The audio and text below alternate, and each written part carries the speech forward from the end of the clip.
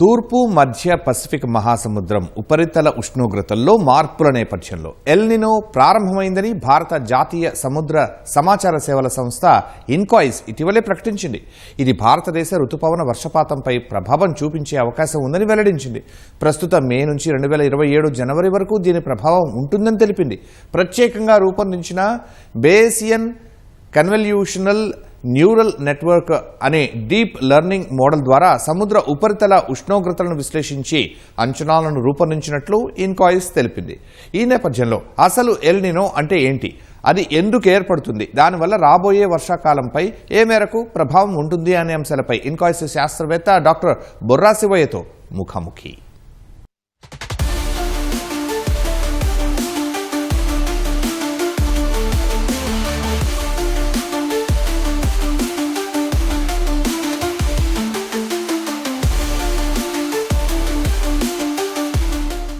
గత 2-3 నెలలుగా విపరీతమైన ఎండలు ఉన్నాయి. ఈ ఎండల ప్రభావం వల్ల భూమి వాతావరణం బాగా వేడెక్కుతుంది.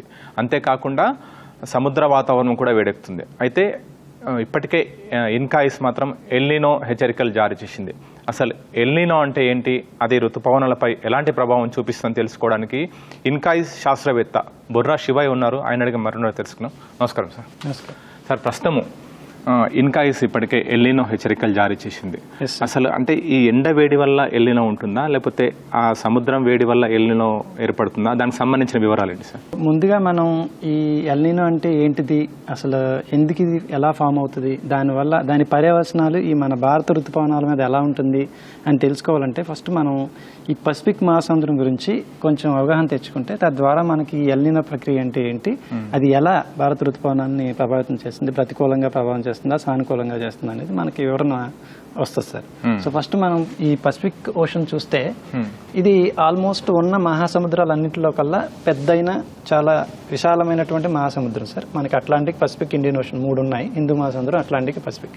ఈ పసిఫిక్ మీరు చూస్తే ఆల్మోస్ట్ గ్లోబులో ఒక ఫేస్, ఒక హెమిస్ఫియర్ మొత్తాన్ని కవర్ చేస్తుంది సార్. సో అందువల్ల ఈ సముద్రం మరియు సముద్రం పైన ఉన్నటువంటి వాతావరణం మధ్య జరిగేటటువంటి పరస్పర చర్యల వల్ల జరిగే ప్రక్రియ వేరే వేరే వాతావరణంలో వేరే వేరే మహాసముద్రంలో ఉన్న వివిధ వాతావరణ పరిస్థితులన్నింటినీ కూడా మార్పుకి కారణమవుతుంది సార్.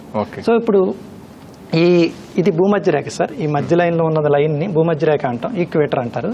సో ఈ భూమధ్య రేఖకి ఇటు ఉత్తరార్ధ గోళంలో 30 డిగ్రీల నార్త్ అంటాం అక్షాంశాలు, అదేవిధంగా 30 డిగ్రీల సౌత్. ఈ 30 డిగ్రీల నార్త్ సౌత్ మధ్య ఉన్నటువంటి ప్రాంతాన్ని జనరల్గా ట్రాపికల్ రీజియన్స్ అంటారు సార్. అంటే ఎక్కువ వేడి ఉండేటటువంటి రీజియన్స్ అనమాట. సముద్రం మరియు సముద్రం పైన మధ్య రెండింటి మధ్య పరస్పర చర్య వల్ల జరిగే ప్రక్రియలు వేరే లొకేషన్లో, ఇక్కడ పసిఫిక్ మహాసముద్రంలో జరిగే ఒక ప్రక్రియ హిందూ మహాసముద్రంలోనో లేదంటే అట్లాంటిక్ మహాసముద్రంలో జరిగే వాతావరణంలో జరిగే ప్రక్రియని మార్చగలిగే ప్రభావం ఉంటుంది అనమాట. అందుకే టెలి అంటే లాంగ్, కనెక్షన్ అంటే రిలేషన్. సో దూర ప్రాంతాలను కూడా కమ్యూనికేట్ చేయగలిగే ప్రక్రియని టెలి కనెక్షన్స్ అంటారు. సో ఆ ప్రక్రియలో ఈ పసిఫిక్ మహాసముద్రంలో జరిగేటువంటి ప్రక్రియ సముద్రం పైన ఉన్న వాతావరణానికి మధ్య జరిగే ప్రక్రియని మనం ఎన్సో అంటాం sir. El Nino southern oscillation. దీంట్లో ఎల్ నినో అనేది సముద్రం సంబంధించిన ప్రక్రియ, సదర్న్ ఆసిలేషన్ అనేది ఆ సముద్రం పైన వాతావరణంలో జరిగే ప్రక్రియ సదర్న్ ఆసిలేషన్ అంటాం. సో ఈ ఎన్సో తాలూకా దిశను బట్టి, ఎన్సో తాలూకా దశ వెచ్చగా ఉంటే ఎల్ నినో అంటారు, అదే చల్లగా ఉంటే లా నినో అంటారు. సో అది ఇప్పుడు దానికన్నా ముందు మనం అసలు ఎల్ నినో అనేది ఎప్పుడు వెచ్చని దశ అంటాం, ఎప్పుడు చల్లని దశ అంటాం, తద్వారా ఎల్ నినో లా నినో ఎప్పుడు అంటాం అనేది తెలుసుకునే ముందు అసలు పసిఫిక్ మహాసముద్రంలో సాధారణమైన పరిస్థితుల్లో ఈ పశ్చిమంగా మరియు మధ్య తూర్పు ప్రదేశంలో వాతావరణ ఉపరితల ఉష్ణోగ్రతలు అనేవి ఎలా ఉంటాయి అనేది మనం తెలుసుకునే ప్రయత్నం చేద్దాం. తద్వారా మనకి ఎల్ నినో అనేది చాలా క్లియర్గా అర్థమవుతుంది. Okay sir. సో ఇప్పుడు మనం ఇక్కడ చూస్తే ఇది ఇన్కాయిస్ వారు జారీ చేసినటువంటి గత 3-4 నెలలుగా జారీ చేసినటువంటి ఎన్సో బులెటిన్లో ముఖ్యమైన ఫలితాలు సార్ ఇవి. తద్వారా మనం ఇక్కడ ఎన్సో అనేది చూడొచ్చు. మీరు ఫస్ట్ ఇమేజ్ చూస్తే సార్ ఇక్కడ ఈ జనవరి నెలలో సంబంధించిన ఉపరితల ఉష్ణోగ్రతల మధ్య వ్యత్యాసాలకు సంబంధించిన బొమ్మలు సార్ ఇవి. భూమధ్య రేఖకి ఇరువైపులా 30 డిగ్రీల నార్త్ 30 డిగ్రీల సౌత్కి మధ్య రీజియన్లో ఉపరితల ఉష్ణోగ్రతల వ్యత్యాసాలు, ఎక్స్పెషల్లీ ఈ పశ్చిమ భాగం మరియు తూర్పు మధ్య భాగం చూస్తే మనకి ఇక్కడ చల్లని వాతావరణం ఉంది. రెడ్ కలర్లో ఉన్నది ఎక్కువ ఉష్ణోగ్రతను ఇండికేట్ చేస్తుంది, బ్లూ కలర్లో ఉన్నది తక్కువ ఉష్ణోగ్రతను ఇండికేట్ చేస్తే గత 4 నెలలుగా మనం చూస్తే ఇక్కడ స్లోగా ఈ ఉష్ణోగ్రతలు ఇటు సర్ఫేస్లో ఉన్నటువంటి ఉపరితలంలో ఉన్న ఉష్ణోగ్రతలని పశ్చిమ సైడు తగ్గుకుంటూ వస్తున్నాయి సార్. అదేవిధంగా మనకి ఇది ఉపరితలం సంబంధించిన ఉష్ణోగ్రతలు. అదే ప్లేస్లో ఉపరితలం కాకుండా దిగువ సముద్రం లోతుగా చూస్తే ఈ 120 డిగ్రీల రేఖాంశం నుంచి చూస్తే 90 డిగ్రీల వెస్ట్ రేఖాంశం వరకు చూస్తే అక్కడ ఉన్నటువంటి వివిధ లోతుల్లో ఉన్న సముద్రం అనేది పశ్చిమ వైపు ఉన్న ఉష్ణం అనేది తూర్పు వైపు ఎలా వెళ్తుంది అనేది మనం క్లియర్గా చూడొచ్చు సార్. సో దానికన్నా ముందు మనం అసలు ఇప్పుడు సాధారణ పరిస్థితుల్లో మనకి వెస్ట్ సైడ్ అనేది ఎలా ఉంటుంది, ఈస్ట్ సైడ్ అనేది ఉపరితల ఉష్ణోగ్రతలు ఎలా ఉంటాయని తెలుసుకునే ముందు ఫస్ట్ ఈ భూమధ్య రేఖకి ఇరువైపులా మనకి ఒక ట్రేడ్ విండ్స్ అనేవి తూర్పు నుంచి పడమరకు వేస్తాయి, గాలులు. వాటిని ట్రేడ్ విండ్స్ అంటారు.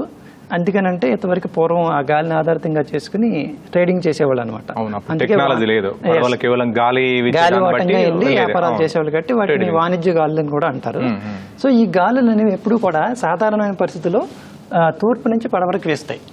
అదేవిధంగా ఇక్కడ తద్వారా ఏమవుతుందంటే ఇక్కడ ఉన్న వేడి నీరు అంతా కూడా ఈ పడమర వైపుకు మళ్లించి ఇక్కడికి మళ్లించబడుతుంది అనమాట. అంటే ఇక్కడ ఈ ఆస్ట్రేలియా, ఇండోనేషియా, డార్విన్ ఈ తదితర ప్రాంతాల్లో ఉపరితల ఉష్ణోగ్రతలు సాధారణంగా ఎక్కువ ఉంటాయి. తద్వారా అక్కడ నీరంతా వేడిగా ఉంటుంది. అదేవిధంగా తూర్పు మధ్య ప్రాంతంలో ఉపరితల ఉష్ణోగ్రతలు తక్కువగా ఉంటాయి. తద్వారా నీరు చల్లగా ఉంటుంది.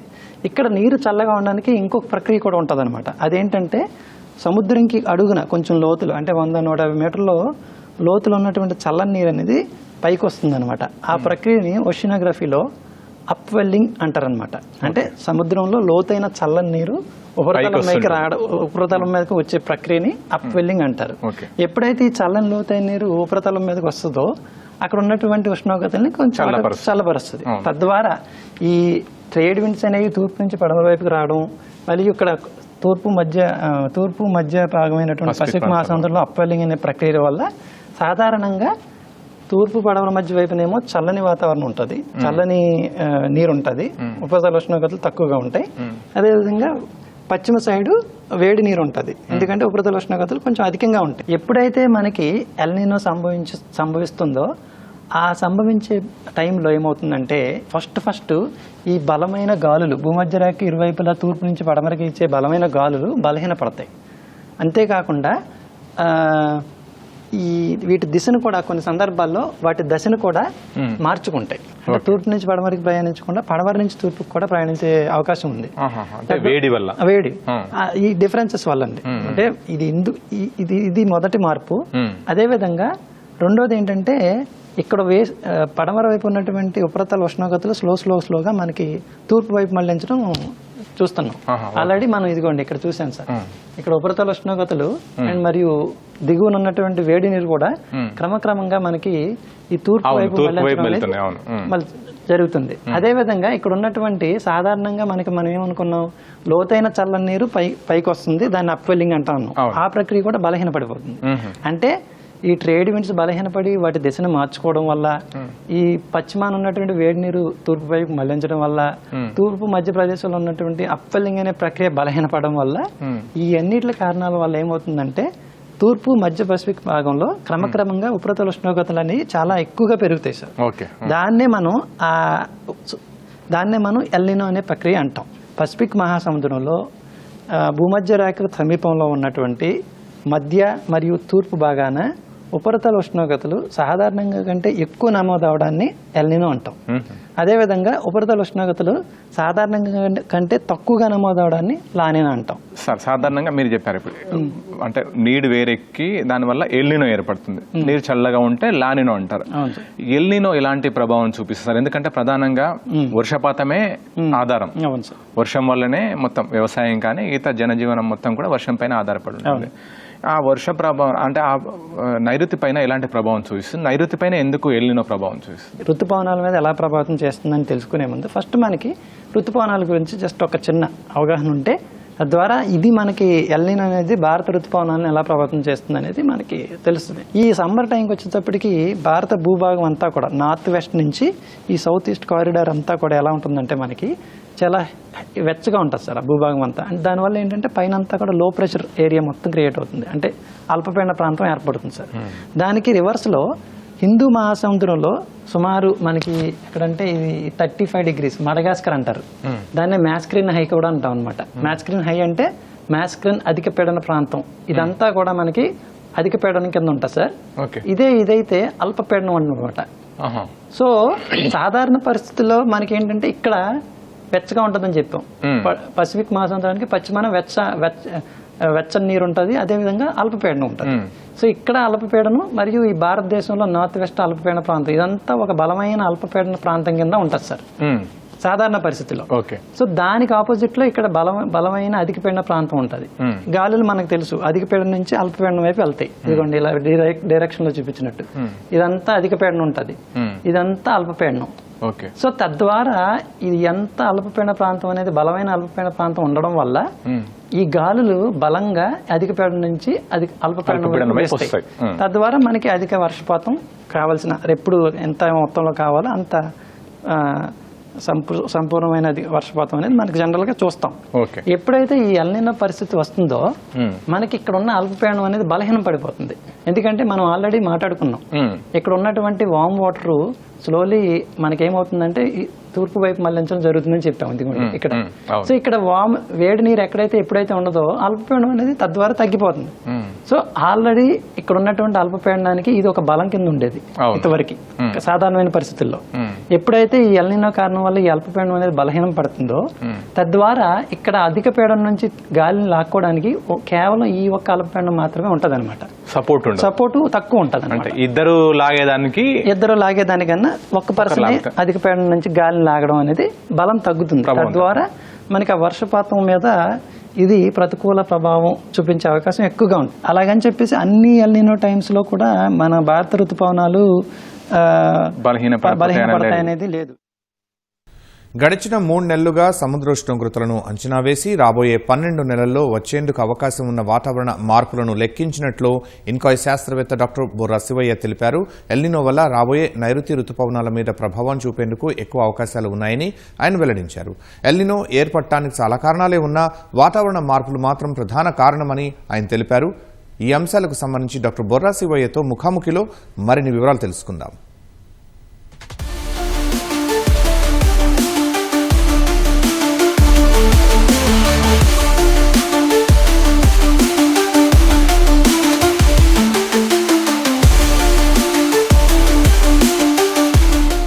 ఓకే సార్, ఇప్పుడు మీరు అంటే మనకి ఇప్పుడు రాబోయే వర్షాకాలం సీజన్, ఎందుకంటే మే మధ్యలోకి వచ్చాం, మళ్ళీ నెక్స్ట్ జూన్లోనే నైరుతి ఋతుపవనాలు ప్రవేశించే అవకాశం ఉంటుంది. ప్రస్తుతం ఎల్నినో అనేది మీరు ఆల్రెడీ ఇన్కాయ్స్ హెచ్చరికలు జారీ చేసింది. అది అంటే ఈ ఐఓడి ఏమైనా అనుకూలంగా ఉండే అవకాశం ఉందా, లేకపోతే పూర్తిగా ఎల్నినోనే డామినేట్ చేసే అవకాశం ఉంది ఇప్పటి వరకు నా అంచనాల ప్రకారం? ఎందుకంటే వాతావరణం మారుతుండొచ్చు, కానీ ఇప్పుడున్న మీ హెచ్చరికల ప్రకారం ఏ విధంగా ఉండొచ్చు? సముద్రం నుంచి ఉపరితల ఉష్ణోగ్రతలు మరియు 300 మీటర్ల లోతులో ఉన్న ఉష్ణాన్ని ఆధారంగా చేసుకుని గడిచిన 3 నెలల్లో ఈ 2 పారామీటర్స్ ఎలా వేరీ అవుతున్నాయని ఆధారంగా చేసుకుని ఒక AML డీప్ లెర్నింగ్ మోడల్ అంటారు, బయాసిన్ కన్వల్షన్ న్యూరల్ నెట్వర్క్. ఆ మోడల్ ఆధారితంగా చేసుకుని ఈ 2 పారామీటర్లని గడిచిన 3 నెలల్లో ఎలా ఉన్నాయనేది దృష్టిలో పెట్టుకుని మేము రాగల నెక్స్ట్ 12 monthsకు ఎలా ఏ దశ అనేది ఎక్కువగా ఉంటుంది అనేది ఒక సంభావ్యత మేము చెప్తాం సార్. ప్రాబబిలిటీ ఎల్నినో నెక్స్ట్ రాబోయే 10 నెలల్లో ఏది రావడానికి ఎక్కువ ఆస్కారం ఉంటుంది, అంటే ఎల్నినో రావడానికి ఎక్కువ ఆస్కారం ఉంటుందా, లానినో రావడానికి ఎక్కువ ఆస్కారం ఉంటుందా, న్యూట్రల్ అంటే సమతా స్థితి రావడానికి, తటస్థ స్థితి రావడానికి ఎక్కువ ఆస్కారం ఉంటుందా. ఇప్పుడు ఇదిగోండి, ఇది మనం లేటెస్ట్ గా వచ్చినటువంటి ఎన్సో బులెటిన్ సార్. ఇది ఇన్కాయ్స్ వారు హెచ్చరిక చేసినటువంటి రీసెంట్ ఎన్సో బులెటిన్ మీరు చూస్తే ఇదిగోండి, ఎన్సో ప్రాబబిలిటీస్ యూజింగ్ ఏప్రిల్ అంటే ఒక 1 year వరకు మనం చూస్తే ఈ ఎల్నినో కండిషన్స్ జనరల్ గా ఎక్కువ రావడానికి కంటిన్యూ అవడానికి అవకాశం ఎక్కువ ఉందని చెప్పేసి రీసెంట్ గా మనం ఇన్క్వైరీస్ వారు హెచ్చరిక చేసినటువంటి బులెటిన్ ఆధారంగా మనం చెప్పొచ్చు. అంటే మీరు చెప్పేదాన్ని బట్టి ఎల్నినో ప్రభావం ఎక్కువగా ఉంటుందంటే అది నైరుతి ఋతుపవనాలపైన ప్రభావం పడే అవకాశం ఉంటుంది. అంటే వర్షం పాతం తక్కువగా నమోదయ్యే అవకాశాలు ఎక్కువగా ఉంటాయి. ఎస్ సార్, గడిచిన మనం ఎల్నినో ఇయర్స్ అండ్ దాని తాలూకా ప్రభావం ఋతుపవనాల మీద చూస్తే ఐఎండి ప్రకారం మనం చూస్తే కొన్నిసార్లు ఒక వర్షపాతం తగ్గినటువంటి సంఘటనలు కూడా ఉన్నాయి సార్. ఎల్నినో అంటే ఋతుపవనాలపై నైరుతి ఋతుపవనాలపై ప్రభావం చూపిస్తుంది. అవును. లానినో అనేది ఎందుకు అనుకూలంగా ఉంటుంది? ఎల్నినోకి రివర్సే లానినో అంటాం. పశ్చిమ మరియు మధ్య మరియు తూర్పు పసిఫిక్ భాగంలో నీరు అనేది సాధారణంగా ఉండవలసిన చల్లదనం కంటే ఇంకా ఎక్కువ చల్లగా ఉందనుకోండి సార్, అప్పుడు ఆ పరిస్థితినే లానినో అంటాం. ఇక్కడ ఉండాల్సినటువంటి అల్పపీడన ప్రదేశం అనేది ఇంకొంచెం మరింత బలపడుతుంది సార్. ఓకే. మనం సాధారణ పరిస్థితులు ఏంటి, ఇక్కడ ఉన్నటువంటి అల్పపీడన ప్రదేశం అనేది ఈ పశ్చిమాన ఉన్నటువంటి అల్పపీడన ప్రదేశం అనేది ఈ హిందూ మహాసముద్రంలో ఉన్న అధిక పీడన నుంచి గాలిని బలంగా లాక్కోవడానికి సపోర్ట్ చేస్తుందని మాట్లాడాం. ఈ ఎల్నినో టైంలో ఇది ఇంకొంచెం మరింత బలం పుంజుకుంటది. ఉన్న పరిస్థితినే మరింత బలం పడితే లానినో అంటాం. సాధారణంగా అంటే ఇప్పటి వరకు ఎక్కువగా అంటే భూమి వాతావరణం అంటే ఎక్కువ వేడి వల్లనే ఎల్నినో ప్రభావం ఏర్పడుతుంది అనేది. అంటే ఇది కర్బన ఉద్గారాలు లేకపోతే ఎండ ఎక్కువగా ఉండడం, 1 డిగ్రీ సెంటీగ్రేడ్ ఎక్కువగా ఉష్ణోగ్రతలు నమోదైతే అది ప్రభావం చూపిస్తుంది అనేది ఉంటుంది కదా, అది ఎల్నినోకి ఏమైనా లింక్ ఉంటుందా సార్? అదే సార్, అంటే ఇప్పుడు మనం ఈ ఎల్నినో అనే ఇదేంటంటే శీతోష్ణ స్థితి మార్పుల వల్ల జరిగే క్లైమేట్ చేంజ్ సంబంధించిన ఒక పరిణామం అని కూడా చెప్పొచ్చు. కానీ కర్బన ఉద్గారాలు అవును సార్, ఎందుకంటే ఇప్పుడు శీతోష్ణ మార్పులో ప్రధానమైన కారణం ఏంటంటే కర్బన ఉద్గారాలు. మనం డైలీ చేసే పనుల నుంచి ఇండస్ట్రియల్ కావచ్చు, ఇంకా నేచురల్ మ్యాన్మేడ్ ఏ విధంగా అయినా కానీ కర్బన ఉద్గారాలు వాతావరణంలోకి ఎంత అయితే చేస్తున్నామో దాని ప్రభావం క్లైమేట్ చేంజ్ కి ఒక ప్రధాన కారణం సార్. క్లైమేట్ చేంజ్ వల్ల చాలా కారణాలు ఉన్నాయి, దాంట్లో కర్బన ఉద్గారాలు అనేది ఒక ప్రధానమైన కారణం. సో ఇప్పుడు ఎల్నినోకి ఈ క్లైమేట్ చేంజ్ కూడా ఒక కారణమా అని ఖచ్చితంగా చెప్పొచ్చు. ఎందుకంటే ఈ ఎల్నినో రావడానికి కూడా ఇదేంటంటే దీర్ఘకాల ప్రక్రియ సార్. ఈ రోజు వచ్చి ఈ రోజు వెళ్ళిపోయేది కాదు, కొంచెం దీర్ఘకాల ప్రక్రియలో భాగంగా కూడా ఇది వస్తుంది. కాబట్టి మనం ఈ ఎల్నినో అనే ప్రక్రియని ఆపలేం, అట్ ద సేమ్ టైము దాన్ని కంట్రోల్ కూడా చేయలేం అంతగా. ఎందుకంటే అది ఒక మ్యాసివ్ స్కేల్, అంటే ఒక లార్జ్ స్కేల్. పసిఫిక్ మహాసముద్రం అంటే ఎన్ని కిలోమీటర్స్ సార్ మీరు ఎందాక అన్నారు కదా, ఇప్పుడు ఉదాహరణకు మనం ఇక్కడ చూస్తే సార్, ప్రతి డిగ్రీకి సాధారణంగా డిగ్రీకి మధ్య కిలోమీటర్లు 100 కిలోమీటర్లు 110 అంటారు.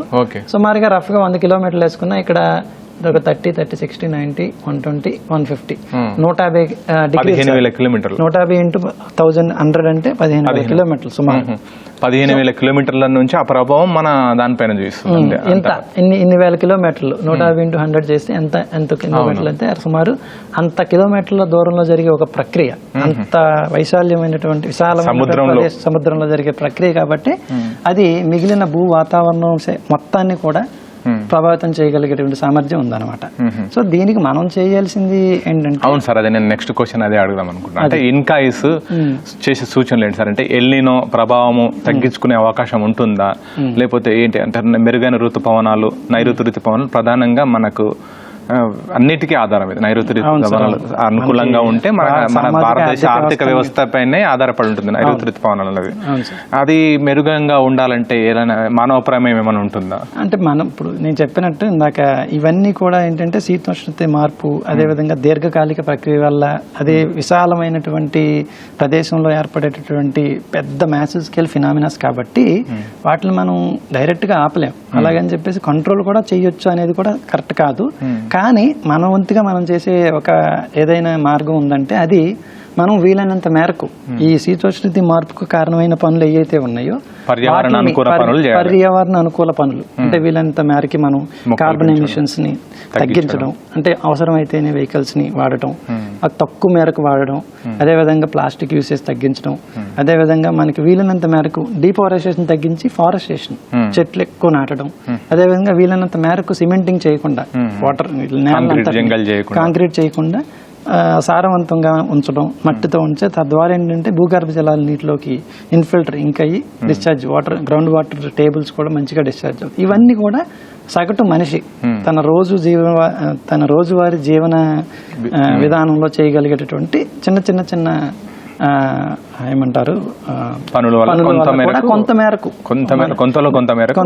మేరకు మన మానవ ప్రయత్నంగా దాన్ని మనం రోజువారీ చేస్తే తద్వారా దీర్ఘకాలంగా అది ఏమైనా ఒక మార్పుకి ఆ పరిణామాన్ని తగ్గించే మార్పుకి దోహదపడవచ్చు. ఉదాహరణకి మనం చూసాం, ఇప్పుడు కరోనా టైంలో మనిషి అనేవాళ్ళు వాడడం, వెహికల్స్ ఇవన్నీ తగ్గించారు. అప్పుడు మనం చూసాం విపరీత అంటే ఒక డ్రాస్టిక్ చేంజ్ చూసాం మనం. రకరకాల జంతువులు సముద్రంలోకి రావడం, అదేవిధంగా ఢిల్లీలో పొల్యూషన్ అనేది చాలా తగ్గిపోవడం, చాలా క్లియర్ గా మనకి అది ఎటువంటి డస్ట్ ఏమి లేకుండా క్లియర్ గా దూరం నుంచి కనపడటం, ఇవన్నీ కూడా ఏంటంటే because of our regular daily routine practices వల్ల కొంత మేరకు దాని ప్రభావం తగ్గించడానికి ఒక అవకాశం. చివరిగా ఒక ప్రశ్న సార్, 1997 అంటే దాదాపు 3 దశాబ్దాల క్రితం విపరీతమైన ప్రభావం చూపించింది నేను. ఇప్పుడు కూడా అలాగే ఉండే అవకాశం ఉంటుందా? జస్ట్ అంచనా ఏంటి సార్? అంటే 1997లో స్ట్రాంగ్ ఎల్నినో వచ్చింది సార్, కానీ అది మన భారత ఋతుపవనాల మీద అంత ప్రభావం అంటే ప్రతికూల ప్రభావం చూపించలేకపోయింది. ఎందుకంటే మనకు ఆ టైంలో హిందూ మహాసముద్రంలో పాజిటివ్ ఐఓడి ఉంది సార్. దాని వల్ల ఏంటంటే అది 1997 స్ట్రాంగెస్ట్ ఎల్నినో ఇయర్ అయినప్పటికీ కూడా ఈ మన హిందూ మహాసముద్రంలో ఐఓడి ఉండడం వల్ల దాని ప్రతికూల ప్రభావం అనేది కొంత తగ్గింది. ఇప్పుడు చూస్తున్న పరిస్థితులు బట్టి అయితే కొంత మేర ఎక్కువ అవకాశం భారత ఇప్పుడు పాజిటివ్ ఐఓడి కూడా ఇంకా మనకి హిందూ మహాసముద్రంలో పాజిటివ్ ఐఓడి సూచనలు కూడా ఇంకా ఖచ్చితంగా మనకి లేవు. ఇప్పుడున్న మన రాబోయే రోజుల్లో ఏమైనా ఉండే అవకాశం ఉంటుంది, ఖచ్చితంగా ఉండొచ్చు. ఎందుకంటే అది ఐఎండి వాళ్ళు వాళ్ళ వెబ్సైట్ లో అధికారికంగా ప్రకటిస్తారు ఎవ్రీ మంత్ ఎన్సో ఐఓడి బులెటిన్ అని చెప్పి ఇష్యూ చేస్తారు. సో దాన్ని బులెటిన్ ఆధారంగా ఆ బులెటిన్ ఆధారంగా చూస్తే ప్రస్తుతానికి మనకి అంత స్ట్రాంగ్ పాజిటివ్ ఐఓడి పరిస్థితులు అనేవి కనిపించట్లేదు. సో అది చూసి దాన్ని దృష్టిలో పెట్టుకుని ఇప్పుడున్నటువంటి ఎల్నినో ఎక్కువ రావడానికి అవకాశాలు ఈ రెండింటిని దృష్టిలో పెట్టుకోవడం వల్ల ఏమవుతుందంటే చాలా మేరకు ఇన్కాయిస్ వారు ప్లస్ ఐఎండి వాళ్ళ అంచనాల ప్రకారం చాలా మేరకు ఈ ఎల్నినో అనేది ఋతుపవనాల మీద కొంత మేరకు ప్రతికూల ప్రభావం చూపే అవకాశం ఎక్కువగా ఉందంటూ మనకి తెలుస్తుంది sir. Okay sir, thank you sir. Thank you sir. ప్రస్తుతం ఇప్పటివరకు అయితే ఇన్కాయిస్ అంచనాల ప్రకారం, భారత వాతావరణ శాఖ అంచనాల ప్రకారం కూడా నైరుతి ఋతుపవనాల పైన ఎల్నినో ప్రభావం ఎక్కువగా ఉండే అవకాశం ఉందని కూడా చెప్తున్నారు. కెమెరా పర్సన్ రమేష్తో శ్రీకాంత్, ఈటీవీ న్యూస్, హైదరాబాద్.